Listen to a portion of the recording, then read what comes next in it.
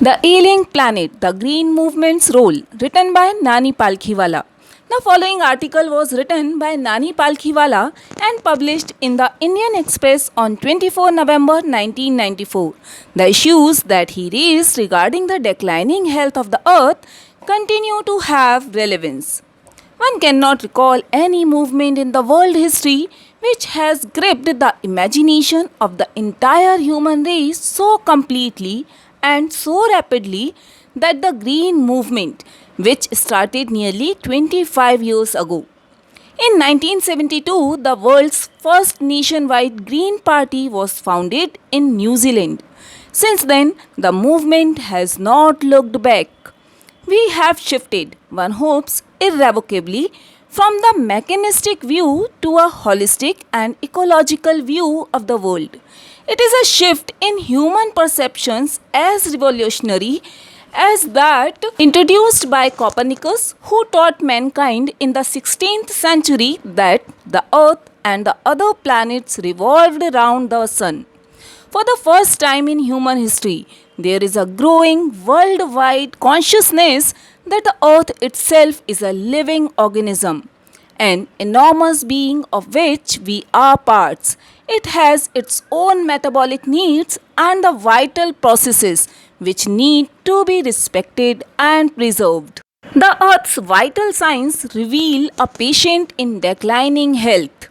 We have begun to realize our ethical obligations to be good stewards of the planet and responsible trustees of the legacy to future generations. The concept of sustainable development was popularized in 1987 by the World Commission on Environment and Development. In its report, it defined the idea as development that meets the needs of the present without compromising the ability of future generations to meet their needs. That is, without stripping the natural world of resources future generations would need.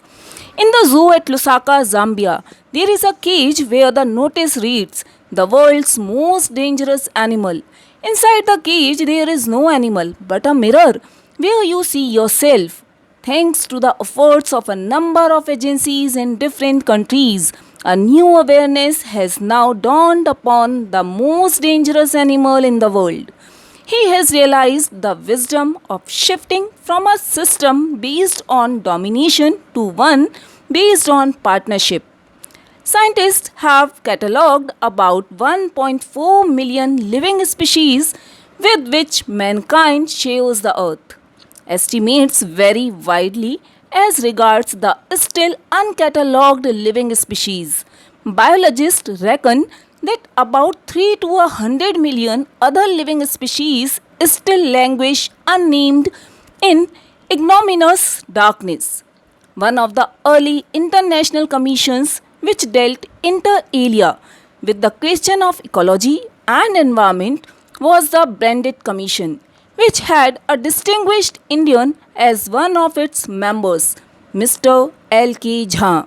The first Branded report raised the question, are we going to leave our successors a scorched planet of advancing deserts, impoverished landscapes, and ailing environment?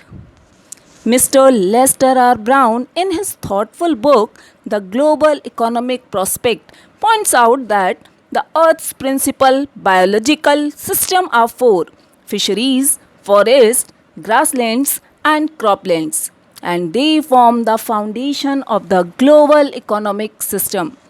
In addition to supplying our food, these four systems provide virtually all the raw materials for industry except minerals and petroleum-derived synthetics. In large areas of the world, human claims on these systems are reaching an unsustainable level, a point where their productivity is being impaired. When this happens, fisheries collapse, forests disappear, grasslands are converted into barren wastelands, and croplands deteriorate. In a protein conscious and protein hungry world, overfishing is a common everyday. In poor countries, local forests are being decimated in order to procure firewood for cooking. In some places, firewood has become so expensive that what goes under the pot now costs more than what goes inside it. Since the tropical forest is, in the words of Mr. Dr. Myers, the powerhouse of evolution, several species of life face extinction as a result of its destruction. It has been well said that forests precede mankind, deserts follow. The world's ancient patrimony of tropical forest is now eroding at the rate of 40 to 50 million acres a year, and the growing use of dung for burning deprives the soil of an important natural fertilizer.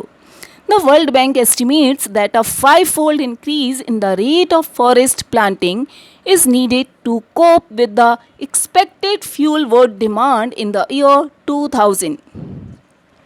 James Smith, the president of the World Resources Institute, said the other day, "We were saying that we are losing the forest at an acre a second, but it is much closer to an acre and a half to a second."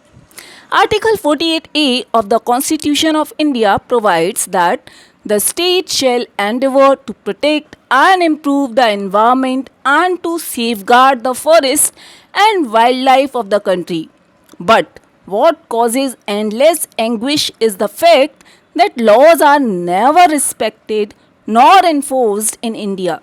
For instance, the Constitution says that casteism, untouchability, and bonded labor shall be abolished. But they flourish shamelessly even after 44 years of the operation of the Constitution. A recent report of a Parliament's Estimates Committee has highlighted the near catastrophic depletion of India's forest over the last 4 decades. India, according to reliable data, is losing its forest at the rate of 3.7 million acres a year. Large areas officially designated as forest land are already virtually treeless. The actual loss of forest is estimated to be about 8 times the rate indicated by government statistics. A 3-year study using satellites and aerial photography conducted by the United Nations warns that the environment has deteriorated so badly that it is critical in many of the 88 countries investigated. There can be no doubt that the growth of world population is one of the strongest factors distorting the future of human society. It took mankind more than 1 million years to reach the first billion. That was the world population around the year 1800. By the year 1900, a second billion was added, and the 20th century has added another 3.7 billion. The present world population is estimated at 5.7 billion. Every 4 days, the world population increases by 1 million. Fertility falls as income rise, education spreads, and health improves. Thus, development is the best contraceptive, but development itself may not be possible if the present increase in number continues. The rich get richer and the poor beget children, which condemns them to remain poor. More children does not mean more workers, merely more people without work. It is not suggested that human beings be treated like cattle and compulsorily sterilized. But there is no alternative to voluntary family planning without introducing an element of coercion. The choice is really between control of population and perpetuation of poverty. The population of India is estimated to be 920 million today, more than the entire populations of Africa and South America put together. No one familiar with the conditions in India would doubt that the hope of the people would die in their hungry hutments unless population control is given topmost priority.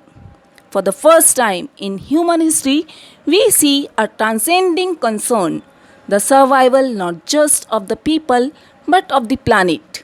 we have begun to take a holistic view of the very basis of our existence. The environmental problem does not necessarily signal our demise, it is our passport for the future. The emerging New World vision has ushered in the era of responsibility. It is a holistic view, an ecological view, seeing the world as an integrated whole rather than a dissociated collection of parts.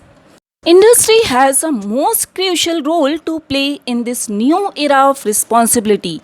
What a transformation would be affected if more businessmen shared the view of the chairman of DuPont, Mr. Edgar S. Bullard, who 5 years ago declared himself to be the company's chief environmental officer.